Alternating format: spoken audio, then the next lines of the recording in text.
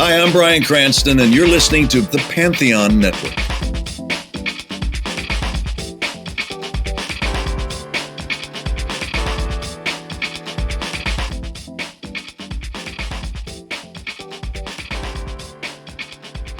Hey, I'm Nick DiMatteo, and welcome to Music is Not a Genre, the interview edition. This is interview number 31. Thank you, as always, for watching and listening. Please remember to support this podcast at patreon.com/music is not a genre.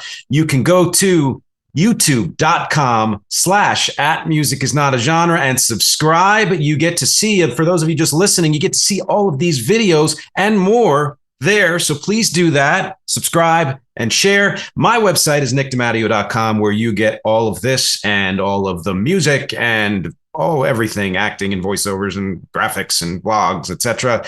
Please go there, sign up for the free newsletter. And finally, please listen to and support my band REC at recarea.bandcamp.com. With me today, I'm very, very excited, is Christian Swain. He is the CEO of Pantheon Media. Christian, how you doing today? I'm doing great, Nick. How about yourself? Thanks Not bad. for having me. Yeah. Oh, absolutely. Thanks for saying yes. It's been a fun kind of few month journey with you, and to start off, you're a new addition to the Pantheon Pod fam, as we like to say around here. Yeah, so and welcome. Thank you. And I guess since we're on the subject now, I'm kind of doing things a little bit in reverse of what I usually do. Tell people a little bit about Pantheon Media, what it is, what it does. Sure. We are a podcast company, soup to nuts. We do it all from pre-production, production, distribution, monetization. We have social media, reach out, ad sales, the whole kit and caboodle for a podcast company. We entered this new industry before it was even an industry. We got our start in 2014 and started off as just podcasters, and then ended up with a network, and it's a nascent business. It's a brand new industry. And so we're riding the wave. And what's kind of cool about jumping in early on is you end up being a jack of all trades. You learn all the jobs. And so we are sitting in a very nice position as the largest music only podcast network out in the ecosphere. So we're pretty excited about what we've achieved. Wow, the largest. That's incredible. How many podcasts do you have? We have just over 100 now. It's pretty broad. We don't believe in a particular type of music. We love all music. And that means everything, everywhere, historically to the present, every genre that you can think of. From classical to jazz to rock to pop to hip hop to, it doesn't matter, bluegrass. We really think that music is a language, and it's the language of if they say if math is the language of the universe, music is based on math, and therefore I call it its voice. It is the voice of the universe, and it speaks to all of us, probably more so than any other art form in existence. It's almost like the sense of smell in memory. You hear a song and you haven't heard it in 30 days. It will take you right back to that moment that you first heard that, you fell in love with that song. And it'll make you do crazy things, good and bad. And it's just, and the ability, especially like pop songs, the ability to tell a cohesive story in 3 minutes or less, that's pretty extraordinary. So, we love delving into what makes it work. When you get right down to it, is it talent? Is it education?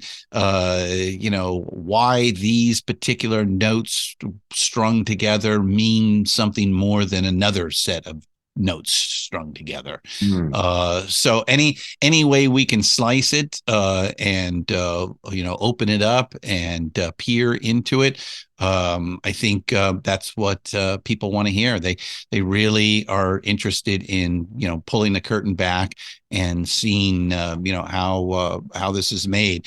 For us, especially since we started off with a historical podcast called Rock and Roll Archaeology, this whole Pantheon Media starts with Rock and Roll Archaeology.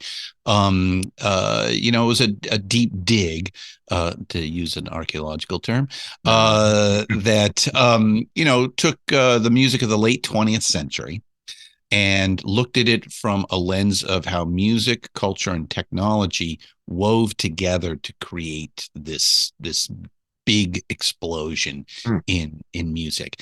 A lot of people don't know that musicians were not flying around in the equivalent of private jets back in the 18th century when Mozart existed. They were contract employees, barely making a living, and a few did really well. Most, not so much. But with the rise of technology, especially the late 20th century, recording techniques had begun to mature. Certainly after World War II, there was a lot of new technology that was going from a military purpose into a commercial purpose. And a lot of that, technology found its way into music studios and live sound and everything else that goes along with that. And, I just think that the American democratic system, which was the dominating culture post-war, had something to say. And the first thing it had to say was, it's about the people. It's not about the elites. Rock and roll and all that music that came about, it is a common man's art form, and it was considered lowbrow at the time. We feel it needs to be elevated because it is a connecting point in how the culture shifted from pre-1960s to the world we live in today. And the music helped spread that message of the counterculture. And the counterculture really is the culture that we exist in. So we take this American democratized culture that's out there, a can-do attitude, a DIY aesthetic, and you hearken back to African American blues, white Appalachian country, gospel from both the black and white churches, but mostly the black churches, and maybe a little bit of jazz and other pop music that's going on at the time, and you concoct a brand new soup that we call rock and roll. And we just think that late 20th century, all the music in it, all of it, country, disco, hip hop, whatever you want to call it, that is all rock and roll, because it's about an attitude. It's about this street type of music that rises up and speaks universally to other peoples around the globe. And so to watch rock and roll become a global art phenomenon in real time was the first time that had ever happened. Think back at the Impressionists at the end of the 19th and early 20th century. This was an art movement that really, took a while to get going. In fact, it's most famous and probably it's the greatest artist is Van Gogh out of the Impressionists, and he never sold a fucking painting when he was alive. So to say, Monet and Manet and Renoir and some of the others, they did okay, but that art movement really grew as time went on. It wasn't a smashing success. In fact, it needed to, have sharp elbows and fight its way into the art world as it was. With rock and roll, boy, out the gate, 1955, that kid from Tupelo, Mississippi, shows up and goes on Ed Sullivan, and the world changes, pretty much overnight. Now, interestingly, the man tried to contain it because the last thing that the establishment in the United States wanted was white kids and black kids hanging out with each other. They'd spent a lot of effort trying to refrain from that. They hoped and thought this was a fad and that it would go away, and they did their best to make that happen. And by 1960, Elvis is in the army, Chuck Berry's in jail, Little Richard went back to the priesthood, Buddy Holly, Richie Valens, the Big Popper, are dead. And a lot of people don't know that initial class, that first class, the Sister Rosetta Tharpes and Jerry Lee, Carl Perkins, it's a small group of people. It's like 10 to 20 people. That's it. Those are the guys that were really making that early music really happen. And then it kind of goes away. Well, it went away here in some respects. Black music kept making some really good music. White music tended to kind of revert back to the Pat Boones and trying to follow the Sinatra sort of way. But these mop tops over in that port town in the west coast of England, Liverpool, picked up on this stuff because they'd get these records, and to them this was like it was the gospel, and they internalized it, recreated it, and sent it back to us on February 9th, 1964. Yeah. And and the world has never been the same since. That kicked off the counterculture, and the Beatles, Bob Dylan, Crosby, Stills and Nash, Janis Joplin, Aretha Franklin, all these people created the explosion, the nuclear explosion, as we said in our episode 7 when the Beatles arrive in America, and how it changed. And we're still politically, we're still fighting those battles here in the States. It's exactly the same battle that we've been fighting since the 1960s. In fact, I can pretty much tell somebody's political leanings just by asking them if they think the 60s was good or bad. And yes. Yeah.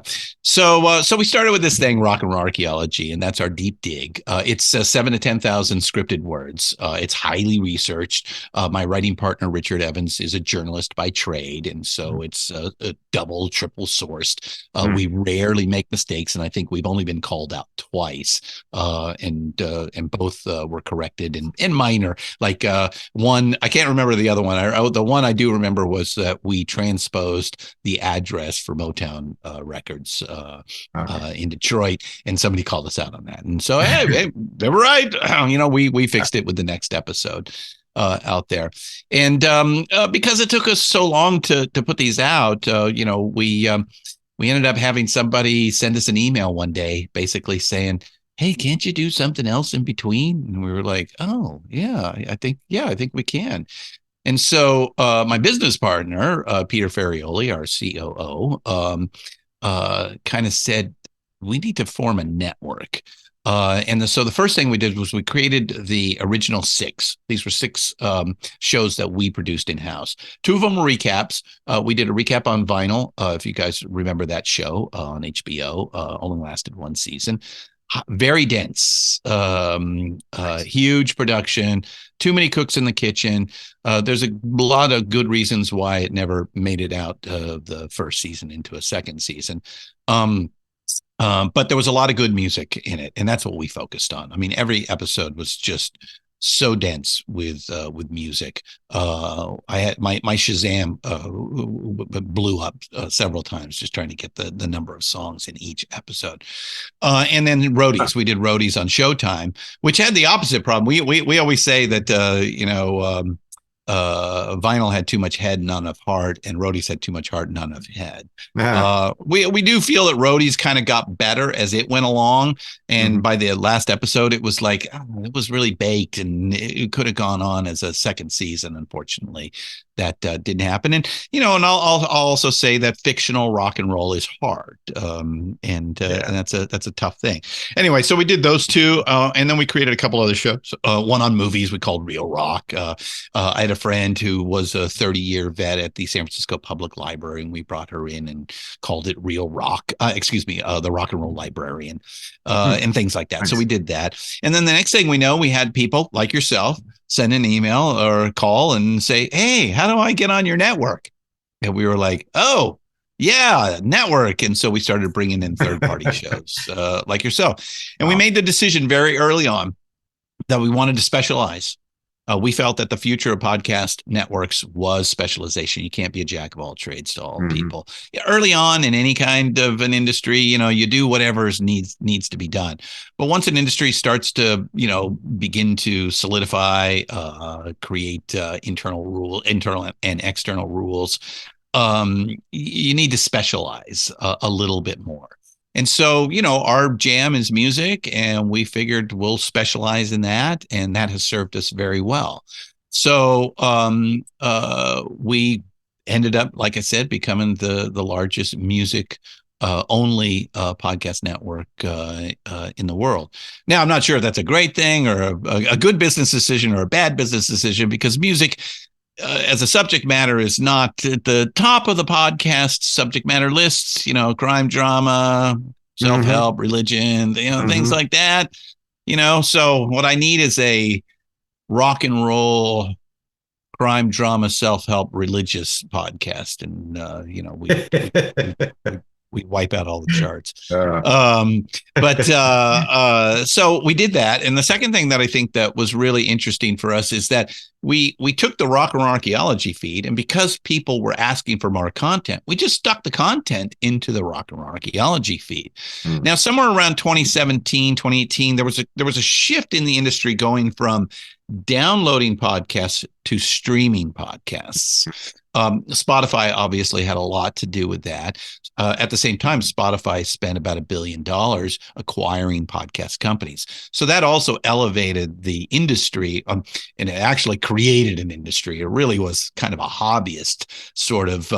If you remember how personal computers came about, there was like a homebrew kind of situation, and then then the Apples, and Apple being one, and the IBMs, made, legitimate consumer-based PCs. And we saw that happen with Amazon and Pandora and iHeart and people like that jump in and really begin to focus on podcasts. But reel that back to us.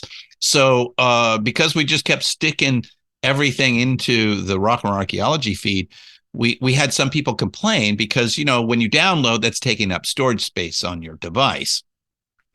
Well, when you stream, you don't have that problem. So we why am I getting all these podcasts in my feed? And we basically just trained the audience. We said, and technologically it worked for us because we were moving from download to streaming, and everybody was getting there very quickly. But then they didn't have to take up that storage space. So all we had to do is say, think of it like a magazine.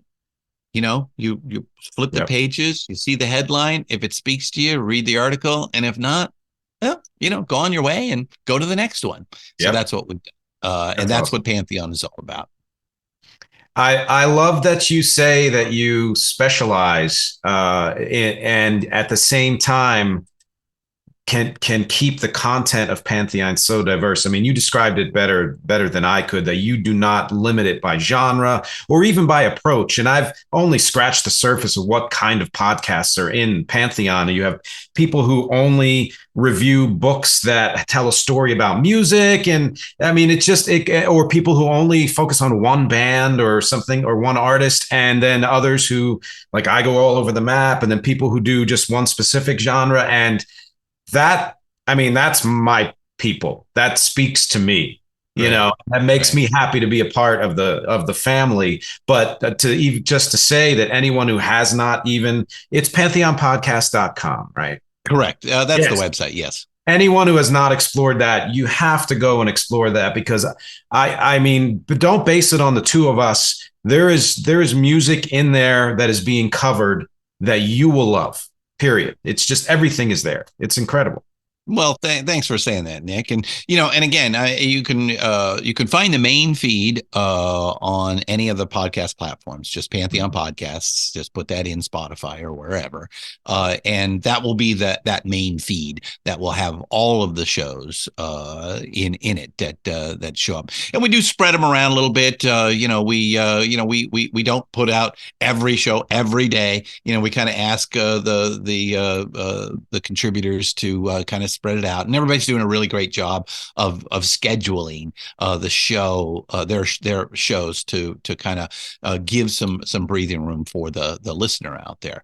But again, weirdly, Nick, I'll use this as a double here. We are kind of following the Rolling Stone magazine model. What was put together in the 1960s was music first. Okay. And it was all about music. And there was very little music journalism back then, especially when it came to pop and rock music. There was very, very little of that. It's not until the 1970s that you start to see, the Cream magazines, Circus, and obviously Rolling Stone becoming, a valuable piece of journalism on par with, the greats of the day, like the Atlantic or the New Yorker, or, these really, really prestigious types of properties. But it started off as music only, and then it moved a little bit into other pieces of the culture, like politics, television, movies, anything that kind of was the lifestyle of the average rock and roll fan out there. And so we're kind of doing the same sort of thing. We're focused on music and then music adjacent. So you'll see some shows that are like culture, music culture type of shows as well. And we're looking for more and more of that. Yeah, no, I love that. It's one of the things that struck me, even just about the description, which you started with the history of music and what you brought into explaining that. And what I like to say is the reason I call my podcast Music Is Not a Genre is not just because music itself should not be confined by what it is labeled as, but that the entire world of music should not be separated from the rest of what's going on in the world, that it connects, as you said, to culture and to politics and society and social issues and into technology. You made the analogy of, Impressionism, and it made me think of, well, they had to struggle to become, part of the establishment. And then once they did, you had post-impressionism and expressionism and then cubism, all of them, and then pop art. And every time something new came along, someone said, you can't be a part of this, elitist club. And then eventually they got subsumed into the greater world of art. And now we think of all of that as just, great art. And that's sort of in a more of a smaller way, more recent, how the history of rock and roll has become. Each version had to find a way over the years to legitimize itself, quote unquote, to be considered. And I think the more of us who are doing what we're doing are kind of still, certainly we have people now who consider lots of rock to be worthy of jazz and classical and all of that. But the closer you get to recent history, the more people will denigrate or disdain what's happening. It's always hard. Yeah, it's always hard. And I'm glad you brought that up, Nick, because that's been a thing for me most of my life. I am not the guy to go to find the latest and greatest band. Never have been. I've depended on other people to do that for me. Let me do say that another aspect of Pantheon is, like I said, we're a bit of Rolling Stone or music journalism. We're also a little bit of FM DJs. out there, bringing the background and and telling you a little bit about what's going on with the artists and what's happening and all that, and a little bit of the music store clerk, who had the goods, was like, oh, dude, I know you like these bands, so this is the next band you need to listen to, that sort of thing. Yep. Those guys are great. That's not exactly me, but there are plenty of people in the network that do that sort of thing. Yeah. I need a catalog. I need something to hang my hat on and say, oh yeah, there's like it's worthy of my dollars. I think it's fair to say that I'm not that much of a gambler. I certainly don't like I go to Vegas. I won't even put a quarter in a fucking machine. So because the odds are so against me, logically I have a hard time trying to justify that sort of thing. I've been an entrepreneur almost all my life. That is gambling, but it's a much safer bet. To me, it's like the difference between giving my money to, the stock market versus giving my money to Vegas. I'll give my money to the stock market because the odds are much better for me. You know what I mean? So I'll risk if I can calculate the odds are in my favor, and betting on myself and betting on a good idea is makes a lot of sense. Yeah, but the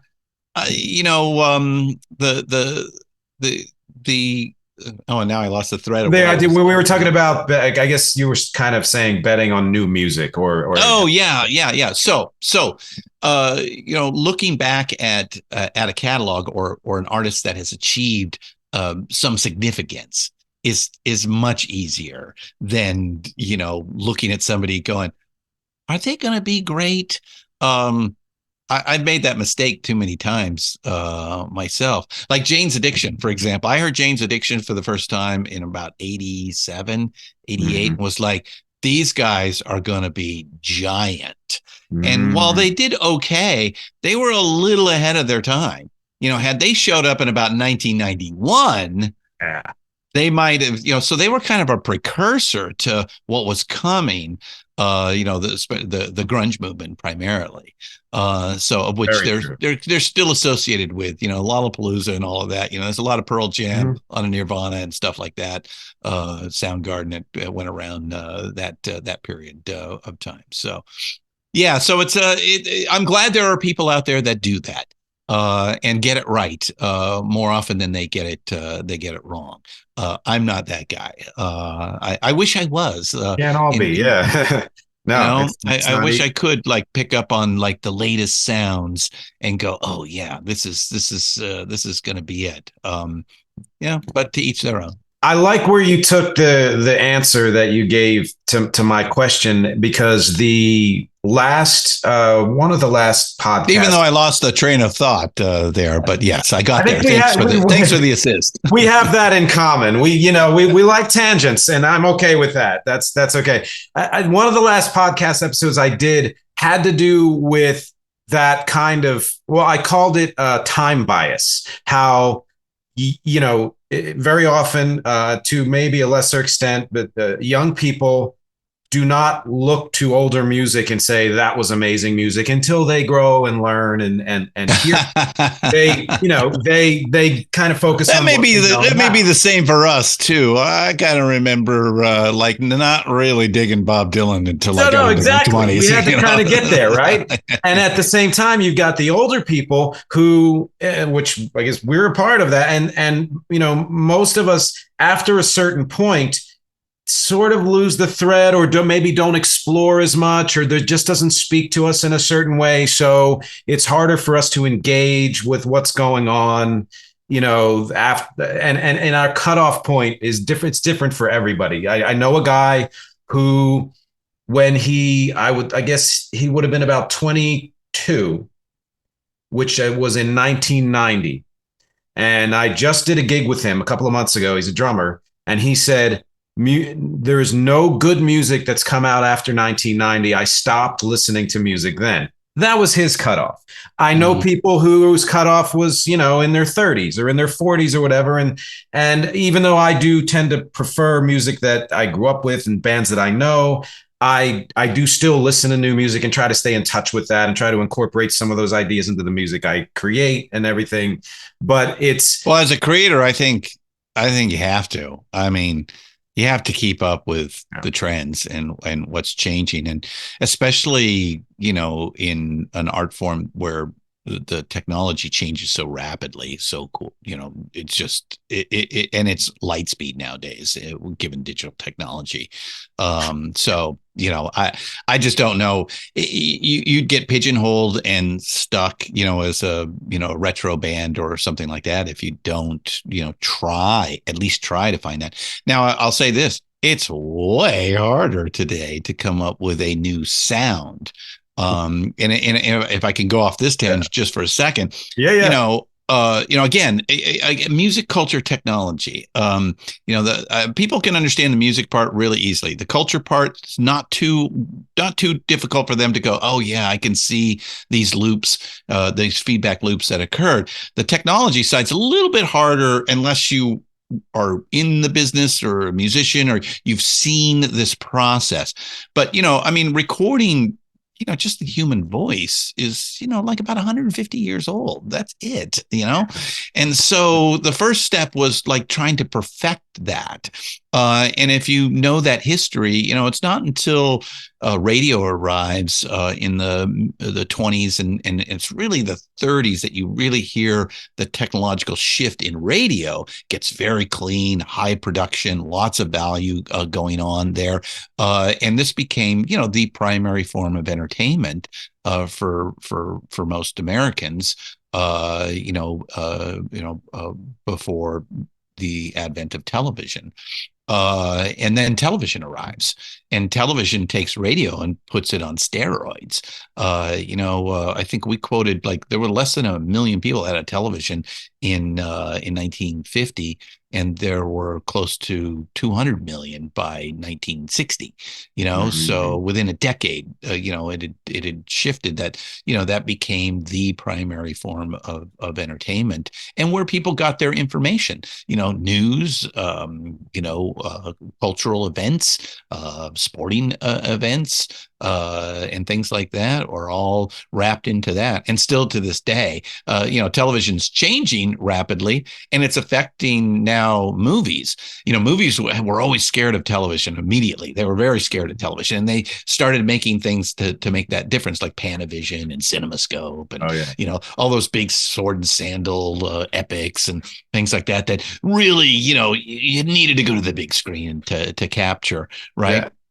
And then in the mid 70s, when things like Jaws and Star Wars and these blockbusters showed up, then sound started to become a big part of the movie going experience, which you could not replicate in television at home very well. But nowadays, everybody's got a 65-inch flat screen and a surround sound, and movies have a much harder time getting people getting butts into the seats, and the only way to do it is to make these big giant spectacles. Almost, these Marvel movies are very similar to the sword and sandal type of biblical epics that we got when television first arrived, and so Hollywood's just kind of repeating itself. I don't know how successful that's going to be, because the one thing that movies always had better than television was the storytelling, because they had the money, and so they'd get the talented writers, and they would snatch them up and move them to there. That's not necessarily the case anymore. And so, the really quality writers end up on television. They have much more freedom, much more creative freedom. They have a bigger palette to tell a story arc. You're not limited to, an hour and a half to 3 hours. You have shows that, are these 10-hour storytelling devices when you get right down to it, just told in 10 episodes. But it's all thought out of as a single arc, beginning, middle, and an end, and all of that. So it's an interesting paradigm that we find ourselves in. And so if I can take it to music, To go back a little bit about new music and why it's difficult is because, the rest of the recording process was about achieving perfection and trying to fix everything that you could fix. We used to do it with razor blades that try to fix it, tape loops, or various mostly mechanical type of repair jobs. And then digital arrived in the 1980s and MIDI.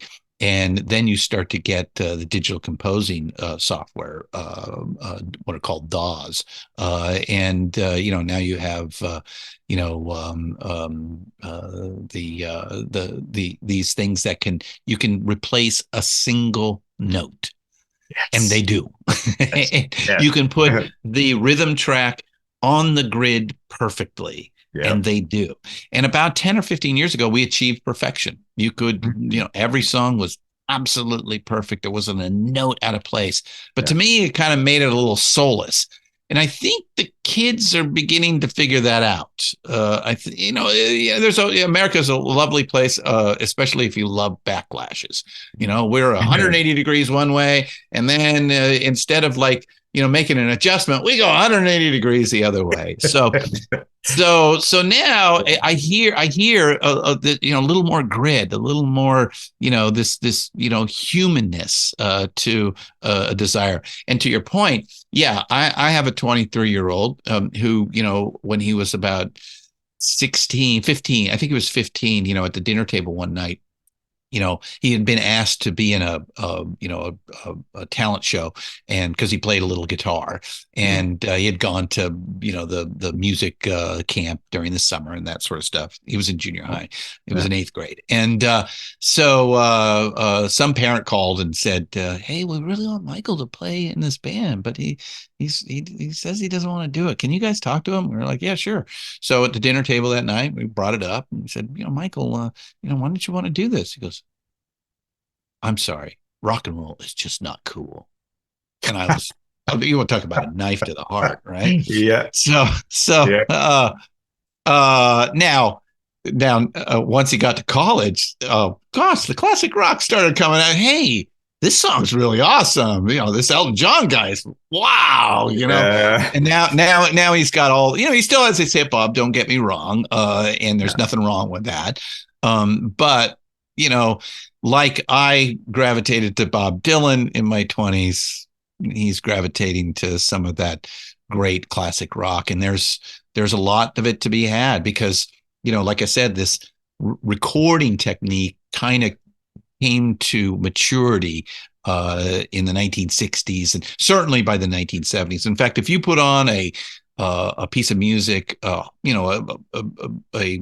label piece of music from the 1970s or today, it's very difficult to tell the difference in a high fidelity between the two pieces.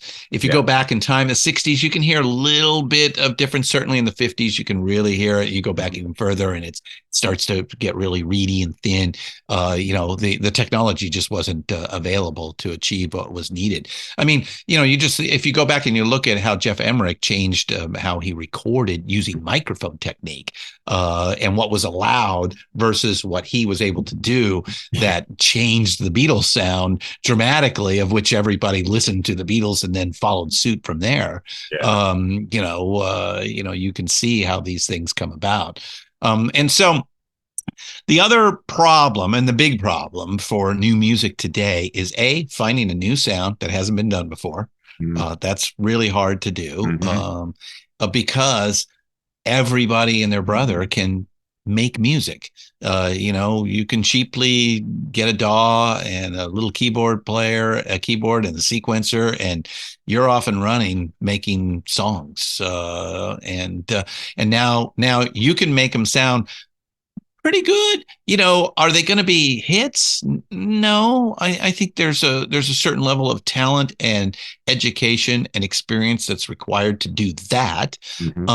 Although, the ability to get there by watching, say, just YouTube will get you there much quicker than we could ever do that. Oh yeah. And I also think that's another reason why I'm seeing the electric guitar come back a little bit these days, is because the kids they can get on YouTube and figure out how to master the damn thing in 6 months, as opposed to years that it would take for us to just plugging through the music books and listen to the radio, or getting on tape and then having to hit that tape recorder and go back and what's that Yeah. Can't hear it, that sort of thing. So like all things, double-edged sword. But at its peak in the rock and roll in the mid 1970s, maybe if you want to say its peak was the mid 1980s, there were maybe 1,000 people involved in it. I'll be fair and say 10,000 people total in the entire music business. Okay. Yeah. And now there's hundreds of thousands, if not millions of people. Yeah. And you have to compete against that, on a everybody's flat. Now, those who have money and can market, can do so. But again, the art has to speak for itself, and it has to connect, or it doesn't. And one never knows that. I've heard many stories, I'm sure you have as well, of people thinking this was a hit and it wasn't, and vice versa. In fact, the vice versa is really the more common story. Is like, we just thought it was a throwaway, and and that ended up being the big hit out there. Those are the stories we cling to as creators. Like, no one expected this song to become a hit, and it came out of nowhere. And but you're right. Yeah, there are people who spend a lot of money and marketing and time trying to make something a hit, and it doesn't speak to people. Or if it's just honestly. Well, and then add the fact that there's no money in recorded music either. So and the effort that goes into producing a piece of music and getting it in shape to be publicly presented, both live and in a recording studio. And in a recording studio, you have to make it so that it can withstand multiple listens. And they're, and if you're good, you make it dense and intricate in a subtle way. And I don't know if you get that from, I play in a cover band. I don't do original music. Yeah. I haven't done original music in decades. Okay. But here's what I know. Every song that's ever made it, there's something magical about it, and you got to figure out what that is. It may be the chord structures. It may be the little melody that is put in. It may be a little hook. It may be just attitude.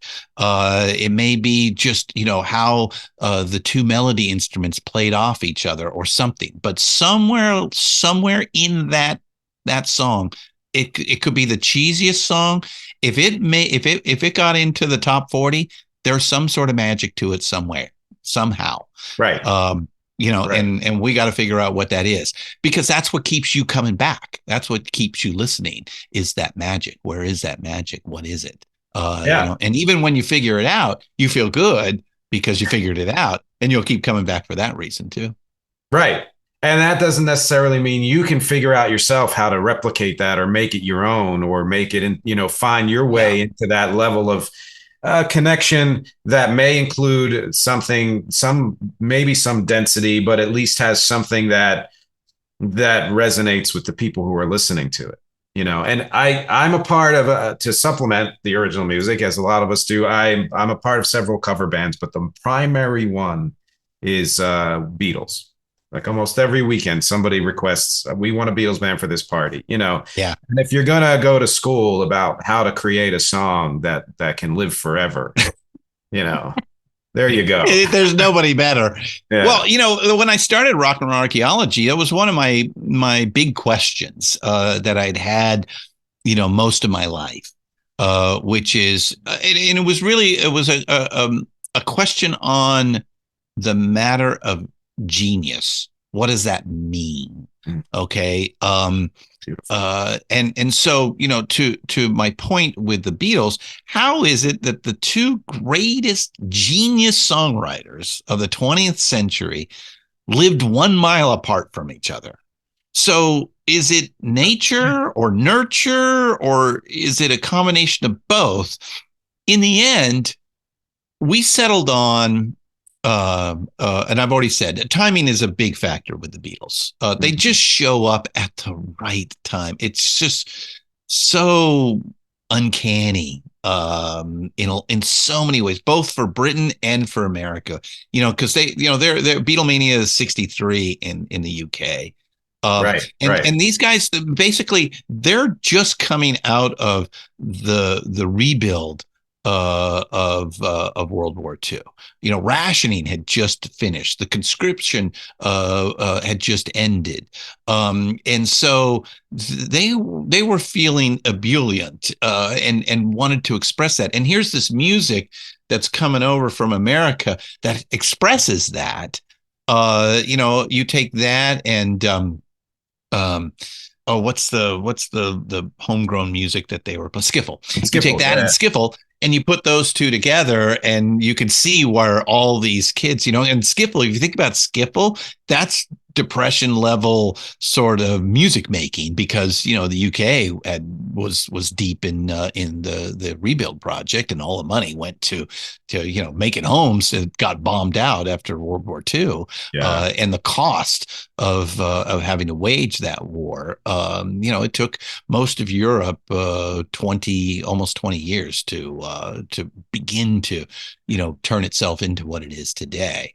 And so they bring this back to America, and so and then we that explosion then creates a million imitators out there, and we're still kind of in the Beatles world when you think about it. And so, to your point, 500 years from now, I'm not quite sure how many of these artists will be remembered. I think most of them will be Salieri's, even the big ones, but I mean, obviously, the Beatles are at the top of the mountain. They're always going to be at the top of the mountain. I'd put Bob right up there next to him. There are a few others that belong in that category. It won't be just that, but you're going to get, you're just like you have in classical, you're going to get your Brahms and your Beethovens, and your Strausses. It just all happened to show up in about a 50-year period, not a 100-year period. Sure. So I think Pink Floyd will probably be still considered a big thing, and you can kind of see it in the tribute bands out in the world these days. Who are the big tribute bands, or to your point, who are the bands that are still being asked to be played? Beatles are always high on the list. Thank God we do a Beatles medley, so it's always at the ready. I'm with you on that. And to go back to this problem with where music is today, it's an ending. It's an ending of where musicians were treated extraordinarily special in the culture. Hence the term rock star. I mean, it was equivalent to Greek gods living on Earth. What they were able to achieve, what they were able to get away with, the flaws, the successes. It was very, if your Greek pantheon, by the way, we called the company Pantheon for that reason, home of the gods. Oh, beautiful. And if you know a little bit about these flawed gods, they're like fucking rock stars, and I don't think that's sustainable when you get right down to it. And it's certainly not when the competition is, from 1,000 to 10,000 to 100,000 to 1 million or more. It's just it's about value and scarcity. There's so many choices today, especially for younger folks. and not just music, as we were talking about in the green room before we got going, there's so much that you don't need to leave the house for these days. Your entire world can be conducted at home, including all your socialization if you don't want to go anywhere. And the pandemic proved that. And I don't know, the kids may find that is their future, and if so, then what's going to happen to the venues? Because after recorded music, the only way to make money in music right now is live. And I'm seeing a lot of venues, especially the smaller ones, close because there's not a sustainable path. If you don't have people coming in buying the drinks and paying the bands, you're just not gonna stick around much longer.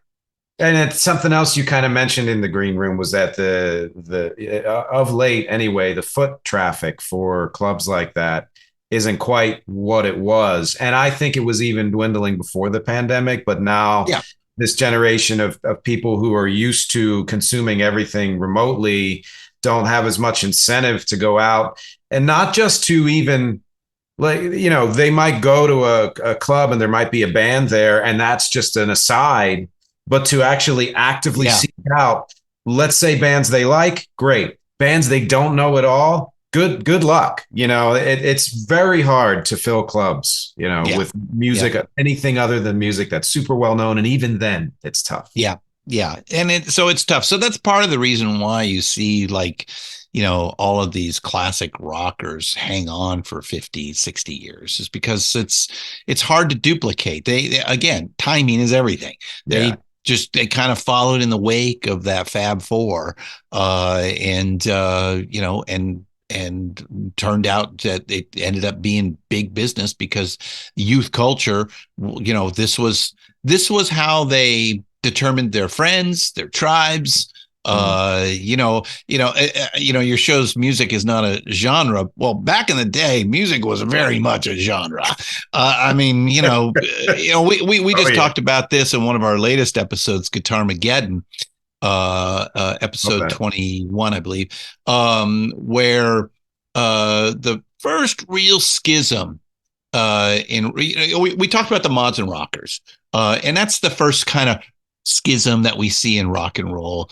It was like 2 weekends in the UK at a couple of beach towns. The British press, of course, blew it out of proportion and made it like this big fucking thing, and we've all had to live with it since. But what you can say is there were the mods who were looking for, the next iteration of the music. And then there were the rockers who preferred the rockabilly style, 1950s type of rock and roll.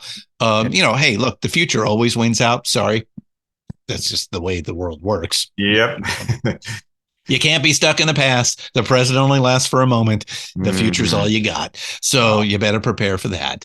But in 1969, 1970, when we started to see the precursors of heavy metal, hard rock, and we focused on Deep Purple, the big three, Deep Purple, Black Sabbath, and Led Zeppelin, all came out about that same time. The music press, even though it was small, really held their nose at that stuff. They did not like it at all. But the kids did, come on. Is there a bigger band of the 1970s than Led Zeppelin? Yeah. No. But the music press just hated them at the time. Granted, did they need the press? No. And also, they also did something which was a little unusual at the time.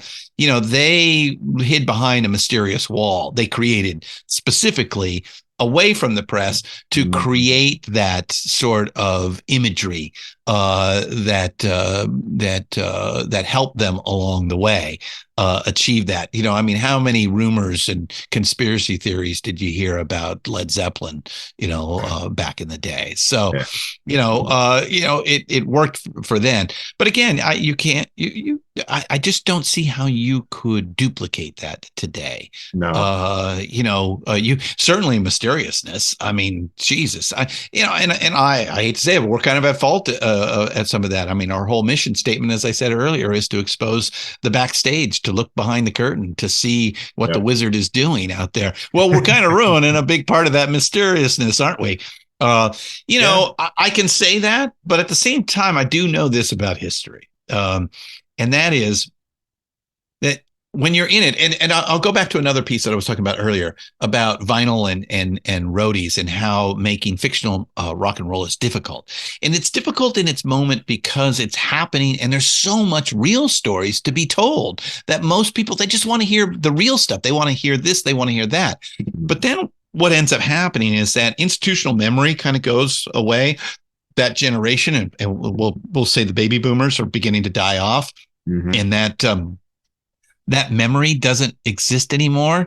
And so what ends up happening is, again, this plays into my Greek god theory, is that we mythologize. We create these mythologies, and they become bigger than life, and they turn into, what eventually, think about what people are going to say about David Bowie 100 years from now. Whoa, what the hell? Look at this guy. What's going, it's just and there are many others that fit in that category. Just think about Kiss. What are they going to say about Kiss? Yeah. What does it say about us as a society? What is, think about what, because that's what they'll do. They're going to try to figure out what we were about by looking at these artifacts, and hence why we called the show Rock and Roll Archaeology, and how it's going to, affect their current future, and how it created their present, I should say, in the future. So it's going to be interesting to see. People always ask me, if and I don't do an interview show anymore. I used to have an interview show. I did 150 of them and put it to rest because I'm busy on the I can keep the one show. My CEO activities keep me busy on other stuff. So, but I'm always asked, what's the golden interview that you could get? What's the one that and I know it I've known it from the moment, and it's Paul McCartney. I mean, I would want to talk to Paul McCartney. And I would want to ask him, what's it like to, I know there's not a good answer. There's just not, but what's it like to be the Mozart of this age, and that knowing that, 500 years from now, people are going to be dissecting your music, as much as we do Mozart's these days. It was just that significant, and they have it one up on Mozart. Remember, he was okay for his day, but he wasn't the big fucking star that he became after he died. Again, kind of like Van Gogh. The Beatles, on the other hand, they got it all in real time. I don't think there's ever been anything like Beatlemania. I don't think it's ever been recreated. No. I've and you're old enough to remember, that the new Beatles were always coming down the pike. Always. It was just a question of when. Never happened. Some got close, but again, Led Zeppelin's a great example. They were, huge in the 70s, but they didn't have the same cultural cachet that the Beatles did. They weren't universally loved like the Beatles were and are today. I'd say Led Zeppelin is much more universally loved today than they were, at the time. Yeah. But my point being that these four guys had, got to, and then had to experience this level of fame that just really is, unfathomable for most people.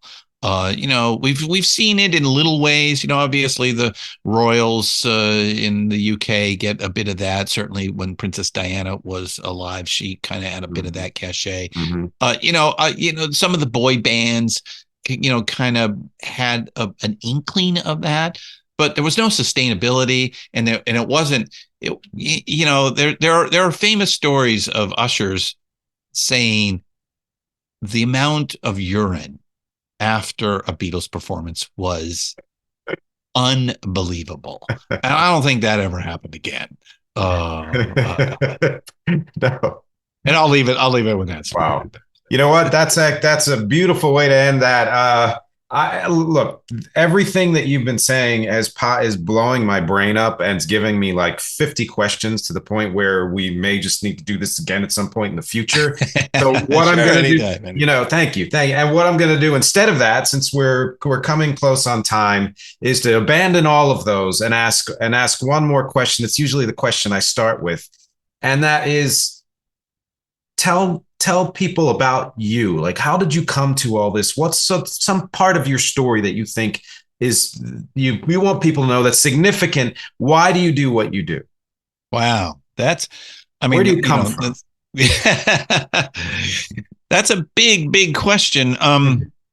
That I could go in a lot of different ways. I mean, first of all, I was born and raised in Southern California, so entertainment capital of the world. Right there as it's happening. Mm. Not that my parents were involved in the entertainment business, but I did have friends whose parents were involved in the entertainment business.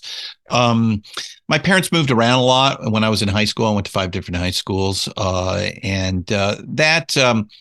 At the time, at the time it was horrible. It was, really difficult to, as you're trying to, learn social skills, to be thrown into the deep end, multiple times as opposed to easing into it.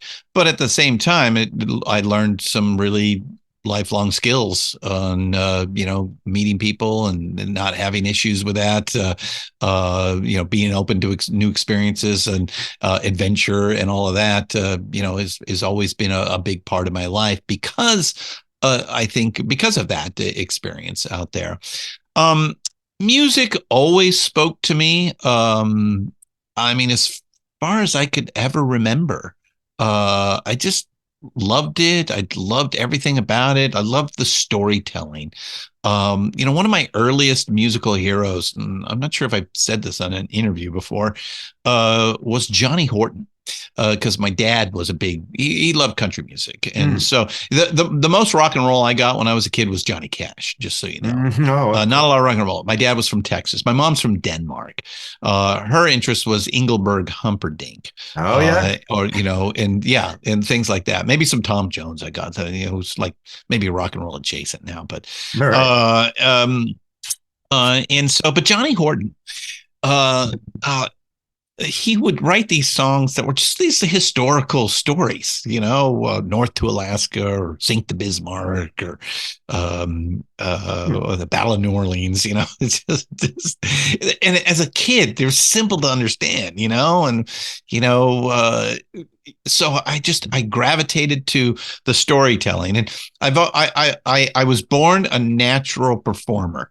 Throw me on a stage any size, as many people as you want. I do not have a problem with that. I will get up there and act like I know what I'm fucking doing. Luckily today, I kind of know what I'm doing. But when I started, I didn't know anything other than I knew how to perform. I knew how to work an audience. I went through theaters as a kid and did that all through high school and everything like that. So it's a natural ability. The singing part, though, that I had to learn. That I wasn't naturally born with. Weirdly, my dad was, but he had no inclination to teach me. So I had to learn it on my own. And so again, I learned stuff on my own. The other thing that I learned is I put almost every single band together myself. I was always the leader. So I learned leadership qualities. I learned how to be entrepreneurial. I learned to work the gig economy before there ever was a gig economy. Yeah. And but I will say, I always had a certain level of lifestyle expectation, so I always had a day job. I didn't just do music 100% of the time because there is no money in that. Certainly, even back then, there was no money in that. I wasn't willing to sleep on a rat-infested floor, just to make it. And that may be a big reason why I never did, because I just wasn't willing to sacrifice that much. And almost everybody that I've spoken to, and I don't know about you, but almost every rock star that I've spoken to, there was no plan B. This was it, or die trying. 100%. And I don't know if I had that in me at the time. So, but my love of history And I've always had a love of history since I was a kid. All those sword and sandal movies, I love those things. Moby Dick. I'm a reader, love sci-fi, and love historical novels and reading history books. I just anything about it. I can talk about any point in history from the beginning of the universe till today. I can have a pretty erudite conversation with pretty much most of the ancient civilizations, and how they, how they came about, and how they existed, and how they ended, and how one led to the next. So I had this big love of history. The other thing, as I said, I was a reader. So for me, learning about music was reading books, reading magazines, reading anything. I thought I could figure out how to be a rock star by reading what the other rock stars did, and the journalists and the commentators that commented on them. It helped a lot. It's not exactly the best way to do it, but it helped a lot to get me to understand the business and how it works. And from the low level, and we got to the point where we were headlining like the big clubs on the Sunset Strip, the Whiskey Go-Go, and the Roxy, and places like that. We had a couple of my original band in my 20s was called Infrared. We were together on and off for about 10 years. And we had a couple of demos produced by some famous people and things like that. And that's about as far as we got out there. So always a day job, always an entrepreneur, but always a love of music, love of reading and history. And then I started a couple of tech companies in the 90s. And I sold one in 2007 that made me some money. And I signed a contract, worked for a company for another 7 years. The first 5 were great. I should have left at that point, but I stayed 2 years too long. Hated every minute of it. We got bought by Carlyle, a big investment brokerage. It just and it literally, my company was like about 25 people. We sold to a company about 1,300. When I left, there were over 30,000 people in the company. So you're just a number. And as an entrepreneur, the worst thing you could be is just a number. It's impersonal. Yeah. So in 2014, I left the company and I had to make a decision. What did I want to do? I was in my mid 50s, and I thought, geez, do I want to do another tech thing? And I kind of felt like that business had commoditized, and I wasn't sure where tech was going to go. I ended up being right. Tech really commoditized, but it wasn't for a few years later, but it was happening at the time. My passion was always music. And so how can I take all of this that I've learned and roll it into this thing? And so that's where Rock and Roll Archaeology started, and where Pantheon picked up the mantle, and where we're at today. That's incredible. I've heard many people tell their stories, why they do what they do, how they got to where they are. And you've taken maybe 10 minutes, and everything you said makes so much sense as to what you're doing now. You've woven all these pieces of your life together, and your strengths and interests and all of that. I don't know how else to say it. Like you've created this concise, like, this is why I do what I do. That's amazing. Yeah. Well, thank you. I've had a lot of time to think about it. So 8 years. So, how do you tell a story? Yeah, and we tell stories, and yeah. What did we learn about telling stories? Keep it moving forward. Keep